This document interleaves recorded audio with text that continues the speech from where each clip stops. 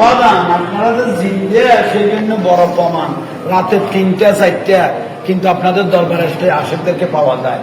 কারণ রাজা বাদশার দরজা বন্ধ হয়ে গেল, আপনাদের দরজা খোলা থাকে, দরজাগুলো খোলা থাকে। আসসালামু আলাইকুম ওয়া রাহমাতুল্লাহি ওয়া বারাকাতুহু। শিরকের কিছু সাধারণ উদাহরণ দিতে আসছি। নাম্বার 1, আল্লাহ ছাড়া অন্য কাউকে সিজদা করা। নাম্বার 2, আল্লাহ ছাড়া অন্য কারো কাছে সাহায্য চাওয়া, যেমন মৃত ব্যক্তি যে উপস্থিত নেই উপস্থিত মনে করে সাহায্য চাওয়া। 3, তাবিজ কবচে বিশ্বাস রাখা যে এগুলো নিজে নিজেই উপকার বা ক্ষতি করতে পারে। 4, ভাগ্য নির্ধারণকারী হিসেবে জ্যোতিষীবিদ, রাশিফল বা গণকের উপর বিশ্বাস রাখা। আল্লাহ সুবহানাহু ওয়া তাআলা বলেন, নিশ্চয় মুশরিকরা অপবিত্র। তাওবা 28 নং আয়াত।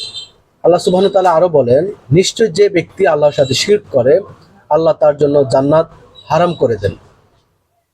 ভিডিওটি দেখুন, সে মুশরিক কিনা আপনারাই বিচার করুন।